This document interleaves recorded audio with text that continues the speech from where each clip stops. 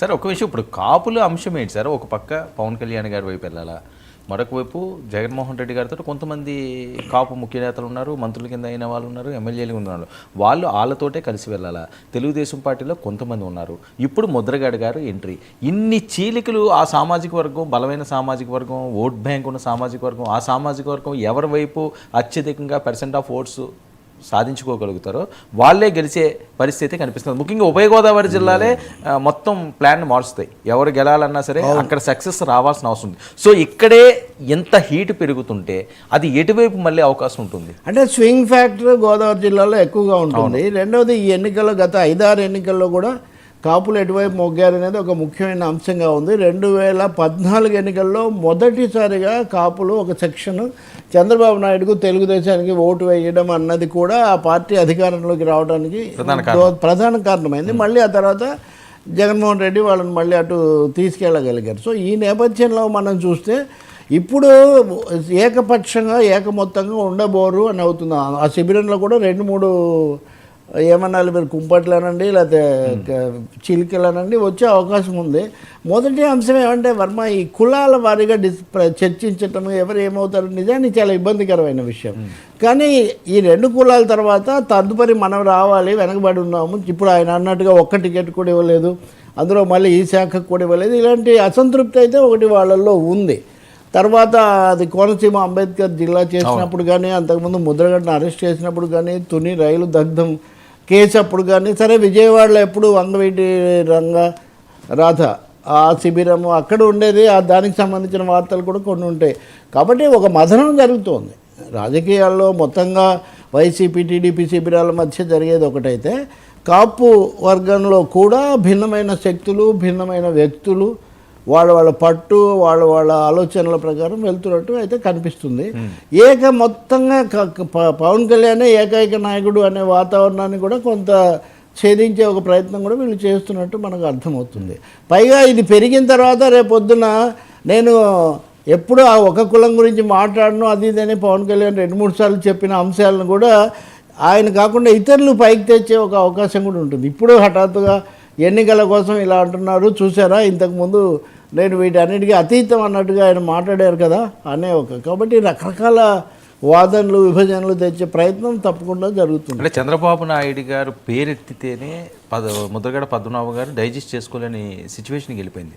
ఆయన అంత నరకం చూపించారని ఆయన లెటర్లు కూడా చాలా బహిరంగంగా రాసిన నేపథ్యం. సో ఇప్పుడు పవన్ కళ్యాణ్ గారు కూడా లేఖలు రాశారు ముద్రగడ పద్మనాభం, మీరు అప్పుడు నా మీద అయినప్పుడు మీరు ఏం చేశారు, వచ్చారు, అది ఏం లేదండి. ఇంకా చంద్రబాబు నాయుడు గారితో ఆయన ఉన్నారు అంటే ఈయన శత్రువు ఆయన, నో డౌట్.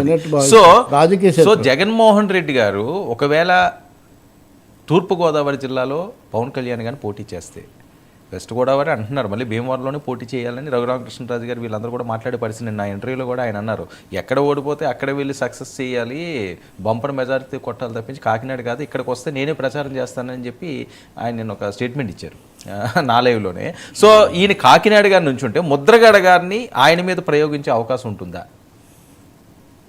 అది నిర్ణయం అవుతుందని పిఠాపురం అని కూడా ఒక మాట వచ్చింది. ఇవన్నీ వాళ్ళు బహుశా ఏదైనప్పటికీ కాకినాడ పిఠాపురంలో పవన్ కళ్యాణ్ మీద డైరెక్ట్గా ముద్రగడ అంటే ఒకటండి, ఆయన తీసుకురావడంలో పవన్ కళ్యాణ్ వ్యక్తిగతంగా ఓడించడము అనే అంశం కంటే కూడా ఆ సెక్షన్ ఆయనతో పోకుండా ఆపడం అనేది వైసీపీకి ఎక్కువ అవసరం. స్థానికంగా ఎవరు ఉంటారు, ఆయన ఎక్కడ నిర్ణయించుకుంటే అక్కడ అభ్యర్థి ఎవరనేది అవ్వచ్చు. కానీ ఇట్ ఈస్ ముద్రగడ నేను అనుకునేది పవన్ వర్సెస్ ముద్రగడ కంటే ఆ వ్యూహం ప్రతి వ్యూహం లాగా ఇది ఎక్కువగా నడుస్తుంది. ఆ క్రమంలో ముద్రగడ వ్యక్తిగత ఇష్టం మీద కూడా ఆధారపడి ఉంటుంది. Will he take on Pawan Kalyan or prefer some other constituency అన్నది కూడా ఎట్ టు బి డిసైడెడ్. అది ఎందుకంటే ఇంకా నాన్నగారు నిర్ణయం తీసుకోలేదని గిరిబాబు గారు చెప్తున్నారు. కాబట్టి పాసిబిలిటీ ఉంది. ఎందుకంటే ఆయన కూడా మీరు పక్కదో పట్టించారు లేదా చంద్రబాబు వైపు తీసుకెళ్లారు అనే ఆగ్రహం ఆయనలో ఉండొచ్చు. ఎందుకంటే ఆయన వ్యాఖ్యల్లో అప్పుడప్పుడు వెల్లడైంది కాబట్టి అది కూడా ఒక సాధ్యమే. అప్పుడు ఇంకా అది మరీ క్లైమాక్స్ లాగా ఉంటుంది.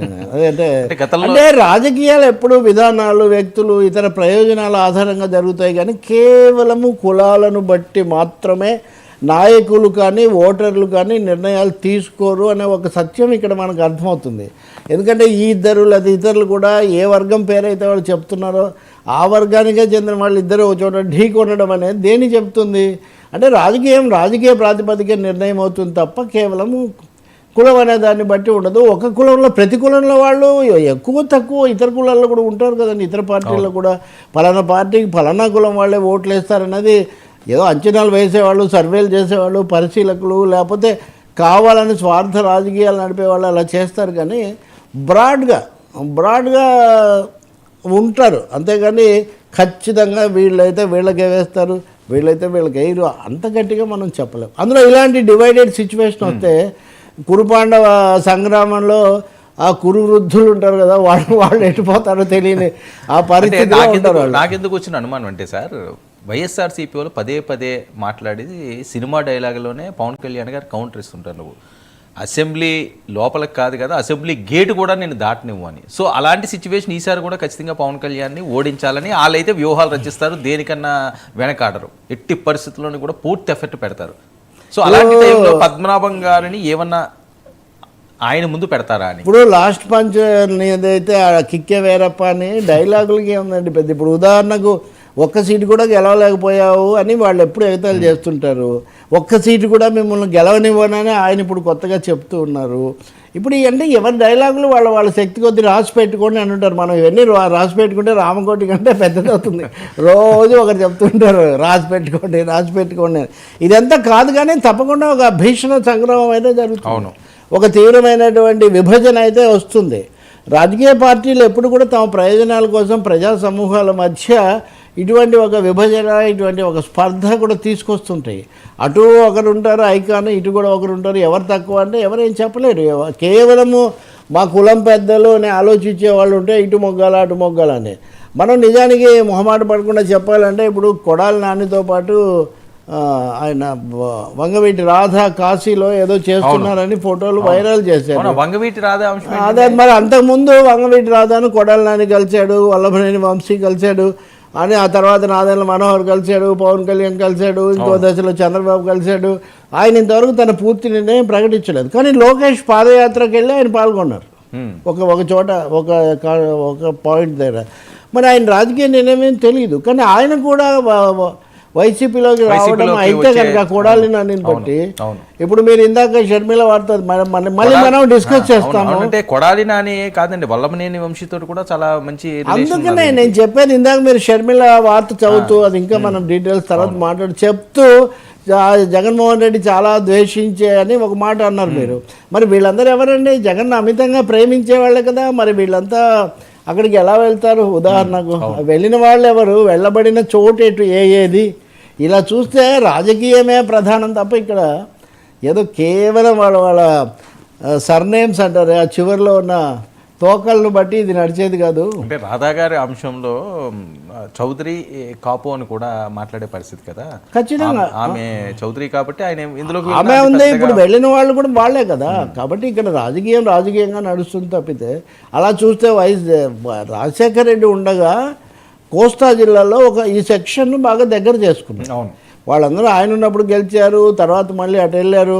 ఇప్పుడు జ్యోతుల్ నెహ్రూ లాంటి వాళ్ళందరూ ఇందులో ఉన్నారు, మళ్ళీ అందులో వెళ్ళారు. ఇక్కడ రాజకీయ ప్రయోజనాలు చాలా ముఖ్యమని, కానీ ఇంకంతకంటే ఏముండదు. బట్ ఆ రాజకీయ కోణంలో ఈ సామాజిక తరగతిని 2-3గా చేసే ఒక ప్రయత్నం జరుగుతుందని ఒక సందేహం బలంగా వస్తుంది. సార్, జగన్మోహన్ రెడ్డి గారు ఇంత కాన్ఫిడెంట్గా ఉన్నారు అంటే రాష్ట్ర వ్యాప్తంలో బాగా వ్యతిరేకత ఉందో, మద్యం అవసరం ఏంటి, లేకపోతే ఇంకొక అంశం అనేది చాలా వ్యతిరేకత ఉంది,